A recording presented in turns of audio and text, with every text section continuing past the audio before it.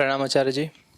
मेरी कुछ लोगों से बात हो रही थी, मेरे मित्र हैं, मेरे साथ काम करते हैं, तो मैंने आपके वीडियोस दिखाए उनको और बताया आपके बारे में। उन्होंने देखे भी वीडियोस आपके, तो बहुत अच्छे लगे। कहा कि आप बहुत खरी बात बोलते हैं, बहुत साफ खरी बात बोलते हैं। लेकिन एक चीज़ जो उन्होंने बोली वो ये थी कि आपका एक तरह का बैकग्राउंड रहा है, मतलब आपकी जो एजुकेशन है, आप आईआईटी से, आईएम से, आपने सिविल सर्विसेज किया और एक तरह के माहौल में आप थे, तो आपके लिए आसान था वो बोल्ड डिसीजंस ले पाना, जिस तरह के डिसीजंस आपने लिए, जो आप अभी काम कर रहे हैं।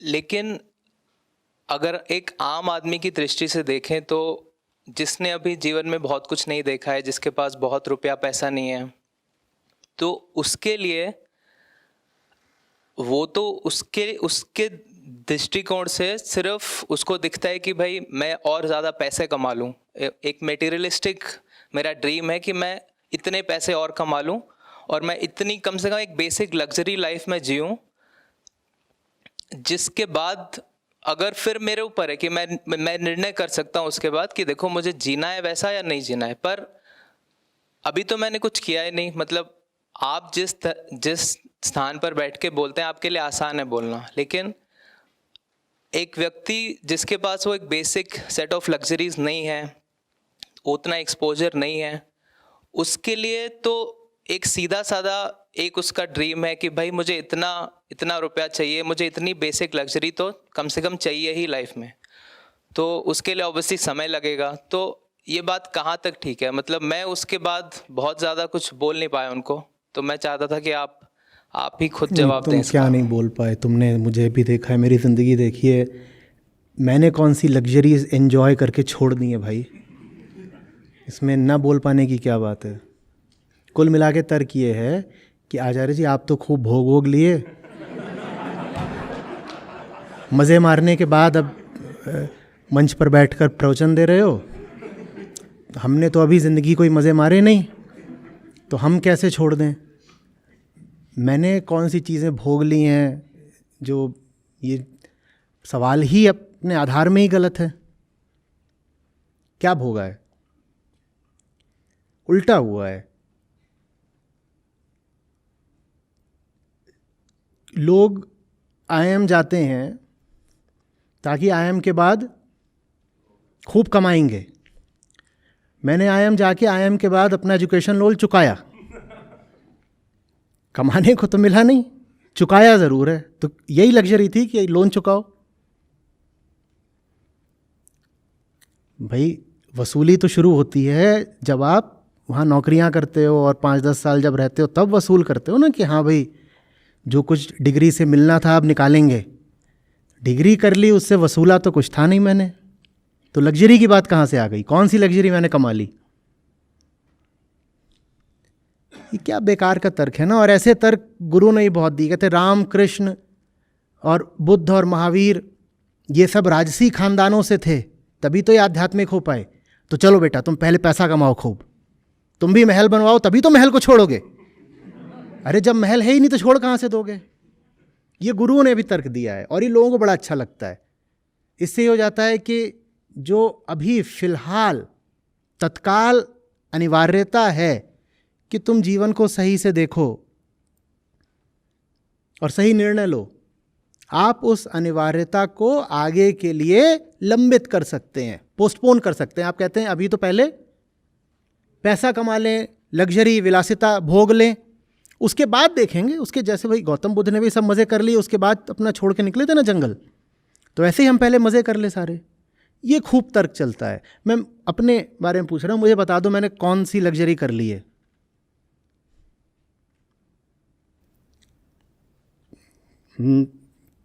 सबसे पहले तुम कब आए थे मेरे पास?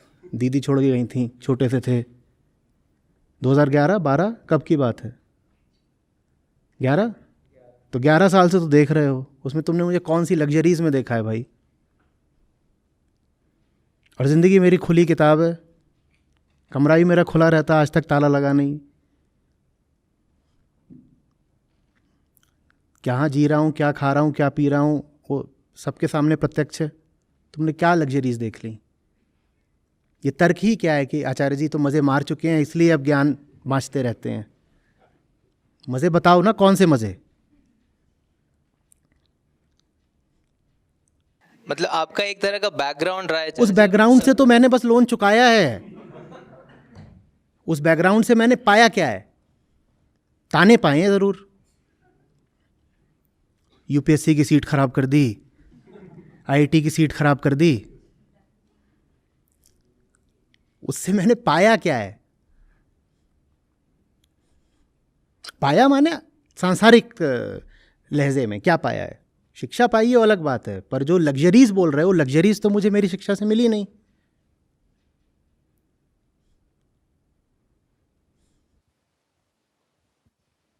तो क्या आचार्य जी ये कहना ठीक होगा कि मतलब इतना समय लगाने की ज़रूरत नहीं है फिर ये जो ये तर्क रहता है कि कम से कम बेसिक लग्जरीज ऑफ लाइफ या बेसिक जो हम हमारे जो सपने हैं, जो बेसिक हम क्या है? चाहते परिभाषा हैं क्या है करना। बेसिक की?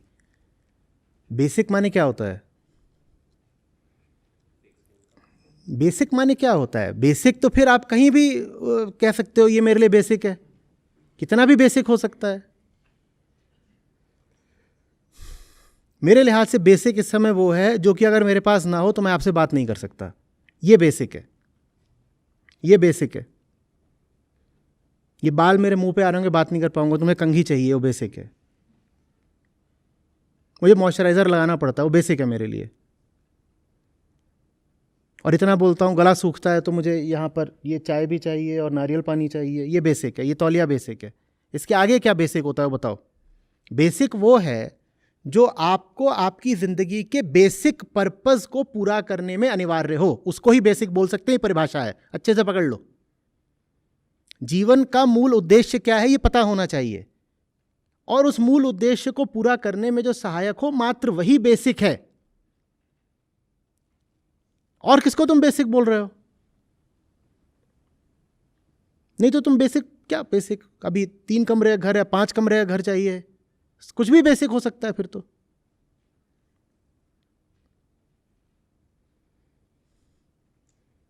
आज से 20 साल पहले बेसिक की जो परिभाषा थी उससे हम बहुत आगे निकल आए, और एक आदमी की जिंदगी में भी उसकी बेसिक की परिभाषा लगातार बदलती रहती है, लगातार। ये क्या है समझ में ही नहीं आता। अभी वो वाली बातचीत का वीडियो प्रकाशित हो गया जिसमें हमने सरकारी नौकरी की बात करी थी और ये कोचिंग वालों के दंड फंद की बात करी थी। कितने लोगों ने देखा है वो? तो उसमें बहुतों का आ रहा है कि आचार्य जी आपने तो बोल दिया कि प्राइवेट में 20-25 हज़ार की मिल जाती है, लेकिन हम मैकेनिकल इंजीनियर हैं, हमें तो 10-15 हज़ार की मिल रही है बस, तो इतने हमारा काम नहीं चल रहा। अब मैं ऐसे लोगों से संवेदना रखता हूँ, लेकिन उनसे मेरे कुछ सवाल है बेसिक की। जहाँ तक बात है, जब तक तुम पढ़ाई कर रहे थे और हॉस्टल में थे, तुम्हारा महीने कितने का खर्चा था? मान लो तुम अभी अपने 4th ईयर में हो, ठीक है, और अप्रैल तक तुम्हारा आखिरी सेमेस्टर चल रहा है, तो मुझे बताओ मार्च और अप्रैल के महीनों में तुमने कितना खर्चा किया? क्या तुम्हारा खर्चा? कितने लोग हॉस्टल में रहे हैं? इंजीनियर कितने हैं यहाँ पे? अरे इतने इंजीनियर हैं, मैं सब इंजीनियर्स को ही खींच रहा हूँ तो गजब हो गया, सब इंजीनियर हैं यहाँ। हाँ, तो एक तो बेंगलोर है, ठीक ठीक, बेंगलोर है। सेमेस्टर, आखिरी सेमेस्टर में भी प्रतिमाह कितने का खर्चा कर लेते हो? अब उड़ाने को तो उड़ा दोगे, कहो कि मैं 8,000 के जूते खरीद लाया, वो अलग बात है, वरना कितने का खर्चा होता है? महीने कितने में निकल जाता है? 5,000 में। तो अप्रैल के महीने में 5,000 में खर्चा चल गया, और मई में आपकी ज्वाइनिंग थी और उन्होंने कहा 15,000 देंगे, और 15,000 एकदम कम पड़ गया। ऐसा कैसे हुआ चमत्कार? कैसे हुआ? कैसे हुआ बताओ, कैसे हुआ? मैं समझ सकता हूँ कुछ बातें, तुम कहोगे किराया देना पड़ रहा है रहने का, तुम ये भी कहोगे कि इसकी किश्त देनी पड़ रही है एजुकेशन लोन की, वो भी समझ गया, लेकिन उसके बाद भी बताओ कैसे हो गया ये? क्योंकि हॉस्टल का भी वहाँ पर तुम देते ही थे, अगर आगे मकान का दोगे उससे पहले हॉस्टल का देते थे। और जब आप पहली नौकरी में जाते हो तो ऐसा तो करते नहीं हो कि एक मकान पूरा अपने ले लेते हो, 2-4 लोग मिलके शेयरिंग पे रहते हो, जैसे हॉस्टल में रहा करते थे, तो खर्चा कितना बढ़ गया? बढ़ेगा, मैं मान रहा हूं बढ़ेगा, पर कितना बढ़ जाएगा? 5-10 गुना बढ़ जाएगा। और पिछले 4 साल से आपका महीने का काम 4,000, 5,000, 6,000 में चल रहा था, पिछले 4 साल से चल रहा था। नौकरी अगर 15 की लग रही है तो कहते हो इसमें तो मेरी बेसिक जरूरतें भी पूरी नहीं हो रही। ये बेसिक क्या होता है? हाँ, बस यही है बेसिक, माने जितना दुनिया के मुंह पे फेंक के मारो, और बेसिक वो जो घर में बताओ ताकि पापा जी की छाती चौड़ी हो जाए। तभी तो आधे लोग जितनी अपनी तनख्वाह होती है उससे दूनी सीटीसी घर में बता के रखते हैं। घर वालों को संतोष रहना चाहिए, यही बेसिक है।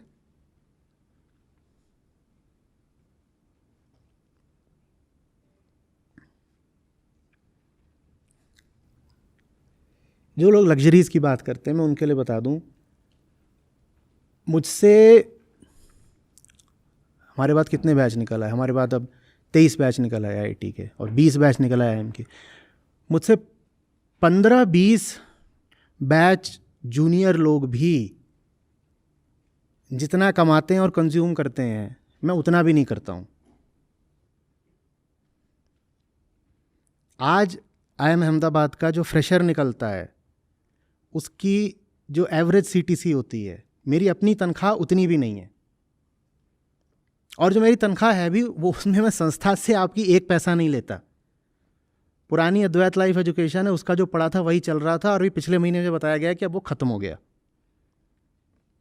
तो अभी मुझे फुर्सत ही नहीं मिली, मुझे ये देखना है कि मेरा अपना खाना पीना कैसे चलेगा इस महीने में। लग्जरीज क्या है? और जो लोग लग्जरीज की बात करते हैं कि राम और कृष्ण थे, इनके पास तो सब कुछ थी तभी तो ये कर पाए, वो कभी कबीर साहब, रैदास साहब, नानक देव, इनकी बात क्यों नहीं करते? इनके पास कौन सी लग्जरीज थी? गरीबदास, मलूकदास, इनकी बातें क्यों नहीं होती? पलटू दास, ये सब बहुत साधारण वर्गों से आते थे।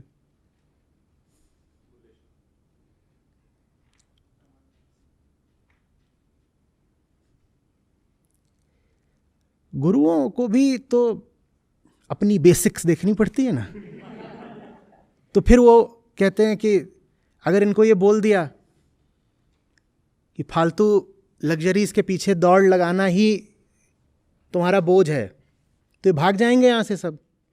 तो फिर गुरु लोग अपने बेसिक्स का ख्याल रखने के लिए कहते हैं नहीं नहीं नहीं बेटा, तुम चलो चलो, अभी तो तुम दौड़ लगाओ, खूब कमाओ, 2 नए घर खरीदो, 4 नई गाड़ियाँ खरीदो।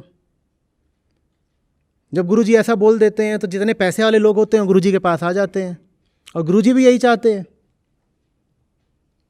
गुरुजी को क्या मिलेगा अपने सामने भिखारियों की फौज खड़ी करके? वो भी तो यही चाहते हैं ना कि जितने पैसे वाले लोग हों वो आए हमारे पास।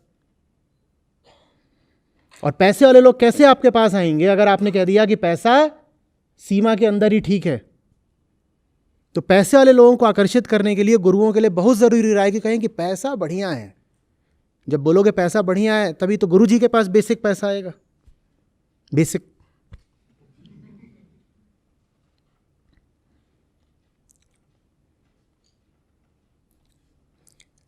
मैं अपने खाने पीने तक का ठीक से ख्याल नहीं रख पाया, और वो मैंने गलत करा अपने साथ। उसका नतीजा ये हुआ कि शरीर को कई तरीके की समस्याएं हो गई। तुम कौन सी लग्जरीज की बात कर रहे हो?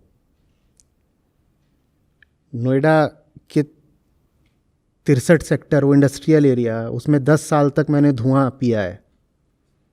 वहीं पर ऐसे मेज थी, उसके बगल में ऐसे सो जाता था। वहाँ नहीं सोया तो उसके पीछे वो 6x8 का खोखा था, उसमें घुस जाता था। उसमें ऊपर से मेरे सीमेंट के इतने बड़े बड़े गिर रहे होते थे, और अपना उस वक्त काम कर रहा था, इन चीज़ों का होश ही नहीं था।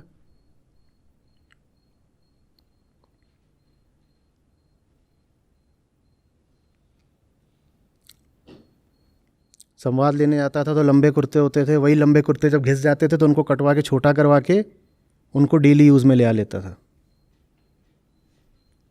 देखा नहीं है सब? कौन सी लग्जरीज?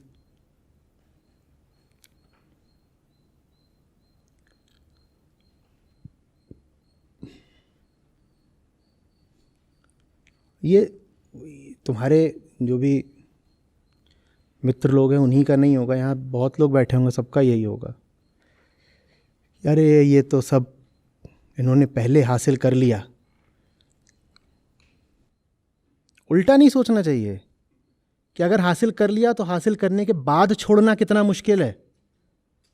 जिसने हासिल नहीं किया हो वो कहना शुरू कर दे अरे सब बेकार है, तब तो फिर भी ठीक है, अंगूर खट्टे हैं। उसने हासिल ही नहीं किया, वो कह सकता है कि सब बेकार है।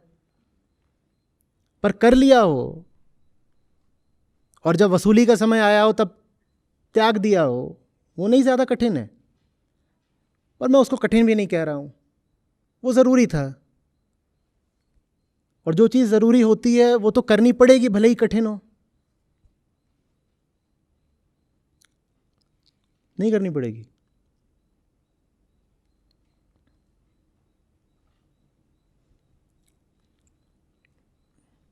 और चूंकि वो ज़रूरी है इसलिए उसमें फिर कठिनाई का गाना गाने की भी आवश्यकता नहीं होती है। तुम पूछ रहे हो इसलिए बोल दिया, नहीं तो इतने सालों से मुझे ये बोलने की अभी ज़रूरत लगी ही नहीं कि बताऊं कि मैं पिछले 15 साल से कैसा रहा हूं, कैसा जिया हूं। क्योंकि मुझे उसमें कोई ऐसा नहीं कि बहुत दुख हो रहा था, मज़े में ही था। मौज मैंने पूरी मारी है। मज़े में नहीं होता तो कुछ और कर लेता ना, या अपनी दिशा बदल देता। उसमें मुझे तृप्ति मिल रही थी इसीलिए उसमें लगा था। तो मैं क्यों बोलूं कि वो कठिन है या दुख भरा है।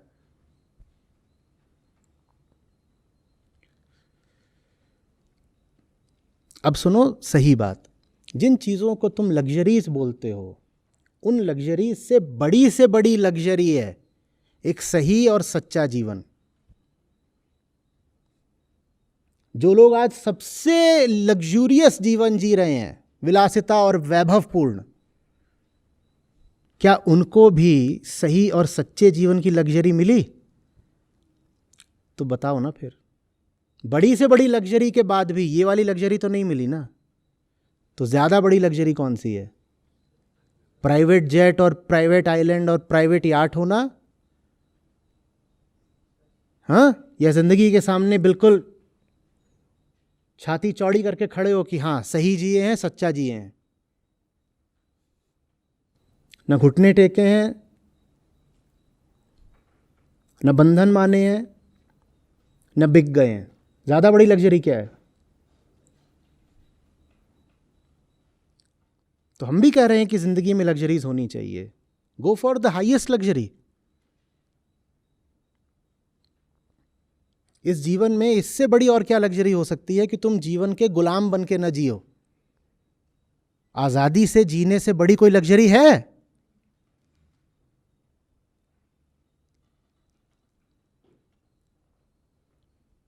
सोने के पिंजरे में कैद चिड़िया और मोतियों का उसको आहार दिया जाता है, क्या लग्जरी है? क्या लग्जरी है? चाहिए?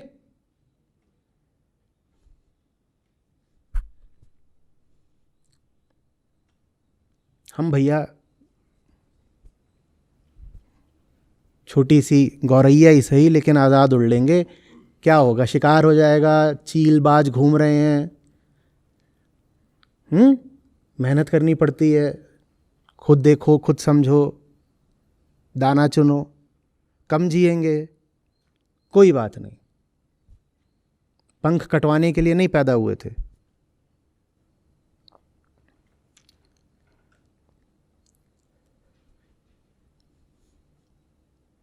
बताता हूँ लग्जरी क्या होती है। लग्जरी ये होती है कि बिना बात के डरना नहीं पड़ता। लग्जरी ये होती है कोई दूसरा इंसान तुम्हारी ज़िंदगी पे हावी नहीं होता। ये होती हैं लग्जरीज। ये पैसे देके नहीं खरीदी जाती, इन्हें हासिल करके दिखाओ ना। ये नहीं करनी हासिल। या लग्जरी बस यही है कि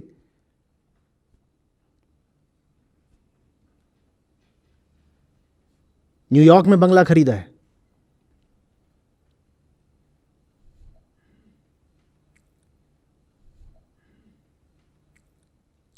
धोखा नहीं करना पड़ रहा, ये लग्जरी नहीं है।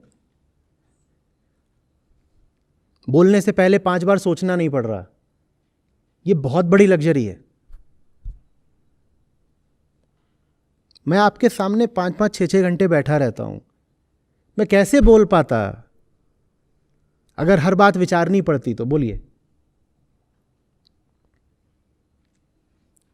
महान लग्जरी मिली हुई है मुझे, बात जैसी है वैसी कह देनी है, ना सोचना ना विचारना, बस मुंह खोल दो।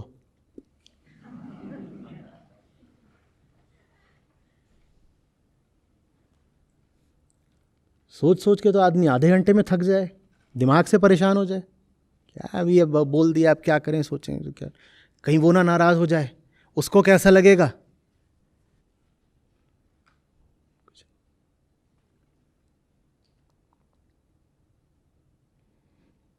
किसी से कुछ पूछना नहीं पड़ता। ये कम बड़ी राहत है, इससे बड़ी विलासिता क्या होगी बताओ। जिंदगी में जो करना चाहो कर सकते हो, कोई जवाबदेही नहीं है, कोई सर पे मालिक नहीं बैठा हुआ, ना दफ्तर में ना घर में। जवाब देना भी है किसी को तो उसका नाम एक है, उसको आत्मा बोल लो, परमात्मा बोल लो, जो भी है,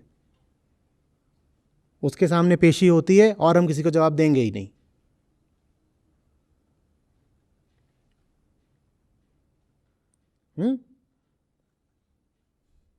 प्रधानमंत्रियों, राष्ट्रपतियों को भी ये लग्जरी उपलब्ध है? उन्हें भी नहीं, उन्हें भी जवाब देना पड़ता है। तुम ऊंचे से ऊंचे हो जाओ, कहीं ना कहीं तो तुम्हारी अकाउंटेबिलिटी होती है।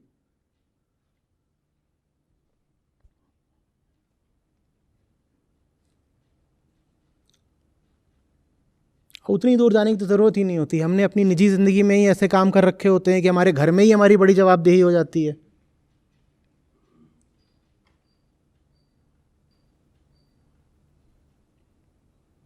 कल यहां पर बोल के तो गए हैं लोग कि आज आए अब कल नहीं आ पाएंगे।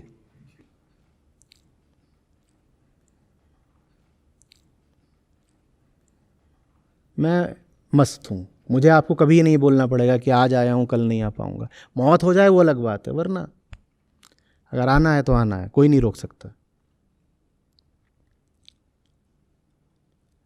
ये है लग्जरी।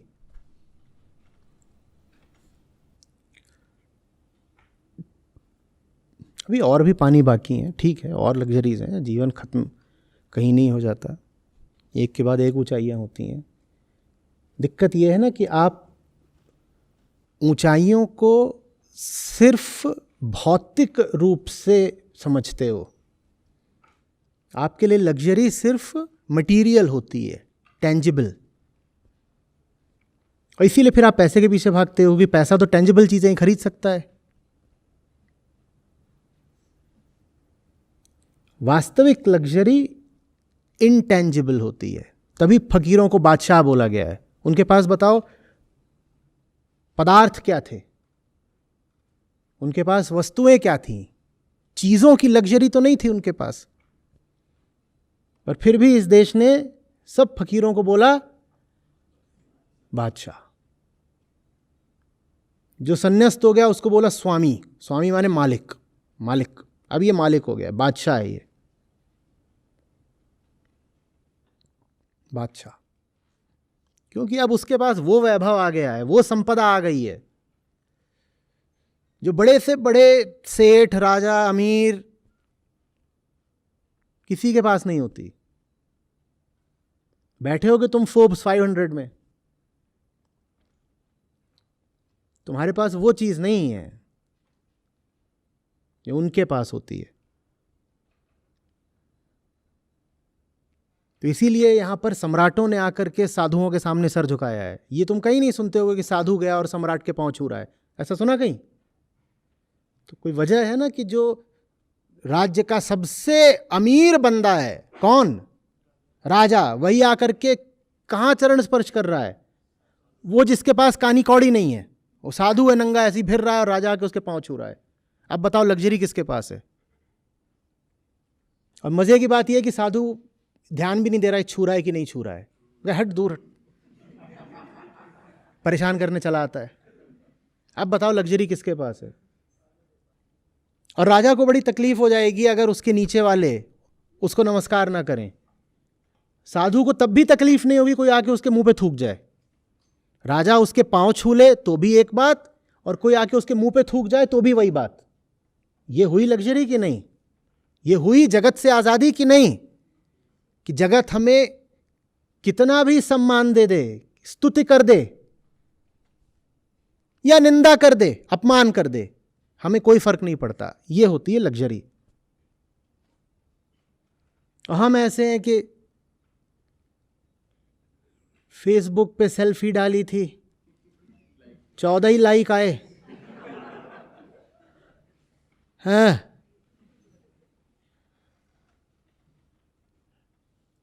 साइकेट्रिस्ट को फोन मिला रहे हैं, डिप्रेशन हो गया है, 14 ही लाइक आए हैं आज कुल। रखे रहो तुम अपना नया वाला आईफोन और उसमें देखते रहो कि 14 ही लाइक आए हैं। लग्जूरियस फोन है ना तुम्हारे पास, रखो, देखो उसमें कि कुल 14 ही लाइक आए हैं और डिप्रेशन आ रहा है।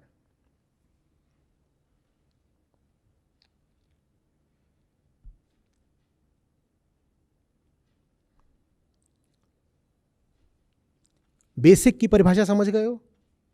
जिंदगी में सही काम करने के लिए जितने संसाधन चाहिए उतने जरूर जुटाओ, और उससे ज्यादा बिल्कुल नहीं।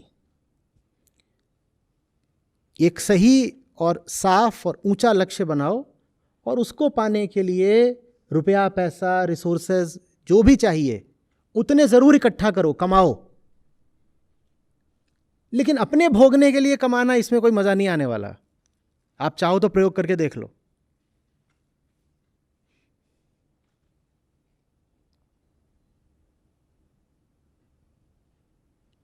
और कोई बेसिक सवाल इसी संबंधित है? हाँ, ये जो इस पे बात हुई थी अभी प्लेसमेंट वाली, तो इसमें बेसिक मतलब कवर हो जाता है। तो अगर मैं व्यक्ति संतुष्ट भी है जॉब करके कि मेरा बेसिक हो जा रहा है और बाकी काम, तो इसमें परिवार से ये फिर आता है कि हमने जो तुम पर इतने सारे पैसे इन्वेस्ट किए उसका क्या मतलब, अब वो तुम इंटरेस्ट के साथ उतने महीने रिटर्न करो। मतलब ये डायरेक्ट ऐसे ही बोल दिया जाता है इस चीज़ को कि मतलब अगर नहीं, जब इस तरह व्यापार की भाषा में बात हो रही है तो व्यापार तो कॉन्ट्रैक्ट्स पर चलता है। आप कहीं कॉन्ट्रैक्ट दिखाओ भाई। प्रेम में किसी तरह का कोई कॉन्ट्रैक्ट नहीं होता ना। प्रेम में तो आपने कहीं कोई लिखित करार करा नहीं होता है। और फिर प्रेम में वसूली की भाषा में बात भी नहीं की जाती कि हमने तुम पे इतना लगाया है, लौटाओ। जैसे ही कोई वसूली की भाषा में बात करने लगे तो अब प्यार नहीं, व्यापार है। और अगर व्यापार है तो साहब एग्रीमेंट दिखाइए, और हमारे दिखाइए उस पर साइन कहाँ है। हमने कब सहमति दी थी कि तुम हम पे इतना लगाओगे और फिर इतना मांगोगे? और अगर प्यार के नाते लगाया था तो वापस मांगो मत, क्योंकि प्यार में इस तरह की मांगे तो करी नहीं जाती। हमें भी आपसे प्यार है पिताजी, जब हमारे पास होगा और जितना होगा, और जब हमें आवश्यकता समझ में आएगी हम आपकी जितनी सेवा हो सकेगी करेंगे, लेकिन प्यार के नाते करेंगे। अभी आप वसूली की भाषा में बात कर रहे हो। वसूली की भाषा में तो दिखाइए, लीगल कॉन्ट्रैक्ट दिखाइए। हमने कब अपनी सहमति दी थी कि आप हमारे ऊपर इतना लगाओगे बचपन से आज तक, और हम उसको इतने ब्याज के साथ ऐसे लौटाएंगे? दिखाइए, कहाँ है? इसमें अभी जैसे हो रहा है कि वो कुछ फिर ऐसा बोलते रहते हैं कि ऐसे एक बीमारी है उसके लिए मुझे इतने पैसे चाहिए तो तुम लोन लेकर के मुझे दो, कैसे भी, मतलब वो कुछ ऐसा बोलते रहते हैं कि देखो, बीमारी अगर उन्हें सचमुच है तब तो उनकी मदद करनी चाहिए। ऐसा असल में है नहीं। मतलब मैंने उनसे पूछा तो मतलब वो सिर्फ पैसे के लिए ऐसा बोलते रहते हैं। तो मैं सोचता हूँ ऐसा भी इतना ज़रूरत है नहीं तो इतना क्यों मांगते हैं? मतलब वो क्यों मांगते हैं तुम्हें समझ में नहीं आया है? वो बोलते हैं कि बगल वाले लड़के को देखो वो कितना अच्छा है, वो भी लोन लेकर के घर भी, ज़मीन भी ले लिया, और तुमने कुछ नहीं किया अभी तक मेरे लिए। कुछ नहीं, बोल दो कि हमारी सहानुभूति आपके साथ है, आपका इन्वेस्टमेंट खराब हो गया, क्या कर सकते हैं। आपको डाइवर्सिफाइड पोर्टफोलियो रखना चाहिए था। थोड़ा हम में लगाया, थोड़ा बगल वाले लड़के में लगा देते,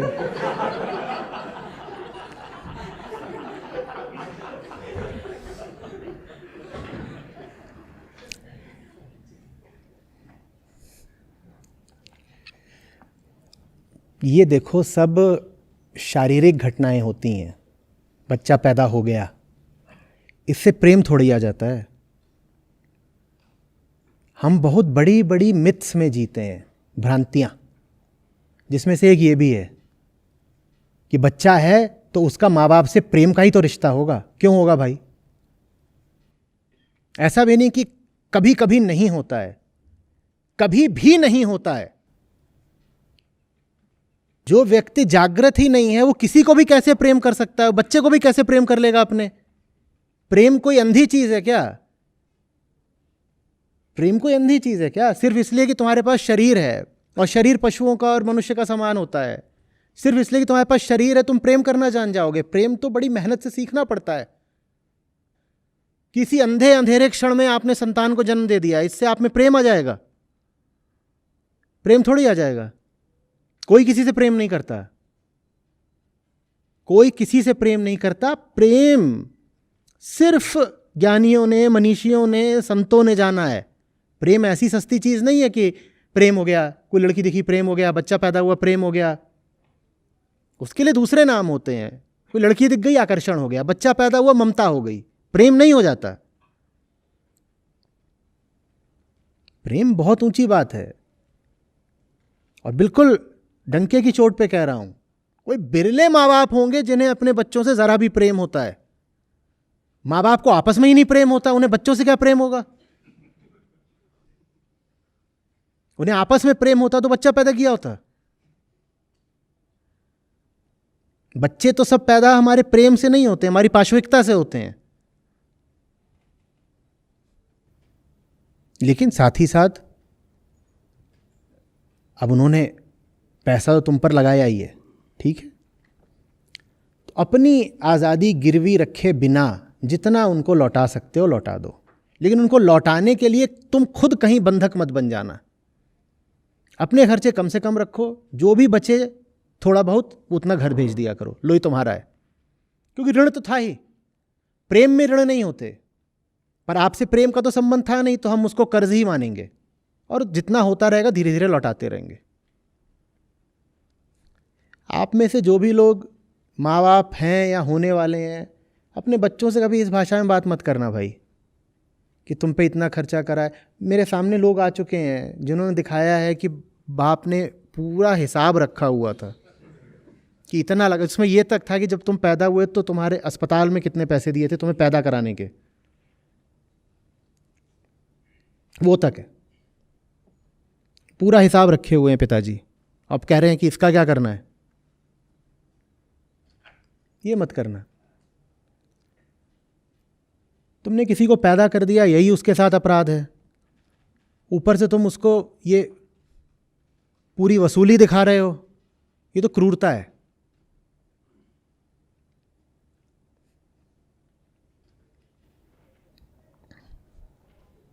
पर सब ऐसे ही होते हैं।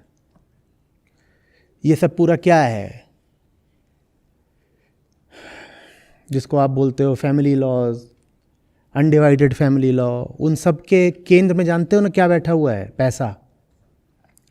लड़कियों को कितना पैसा देना है, जायदाद लड़कों में कैसे बटेगी, सिविल केसेस जो हैं अदालतों में वो 80-90% सब परिवार के अंदर के होते हैं। और किस चीज़ पे होते हैं? भाई भाई के बीच में, बाप बेटे के बीच में। पैसा। प्रेम थोड़ी है कहीं। प्रेम होता तो इतने मुकदमे होते। तो लड़े हुए हैं। अब जब से नियम बन गया कि लड़की को भी बराबर का हिस्सा मिलेगा, तो क्या करते हैं कि अब उसको तो दहेज दे रखा है पहले, तो उससे पहले से ही लिखवा लेते हैं कि तुझे जो मिलेगा वो तू पाते ही तुरंत भाई के नाम कर देगी स्वेच्छा से, क्योंकि तुझे तो दहेज पहले ही दे दिया ना, तेरे हिस्से का तुझे मिल तो गया। ये सब चल रहा होता है, जिसको आप ऑनर किलिंग भी कहते हो। बहुत हद तक वो भी ऑनर किलिंग नहीं है, वो वसूली किलिंग है। तुम हमारे हिसाब से नहीं चल रहे हो, हमने तुम पर पैसा लगाया है, हम जान ले लेंगे तुम्हारी, जान से मार देंगे तुम्हें, लड़की की हत्या कर देंगे, अपने बेटे की हत्या कर देंगे। माँ बाप बनना बहुत जिम्मेदारी का काम है। पहले प्रेम सीखिए, फिर माँ बाप बनिएगा।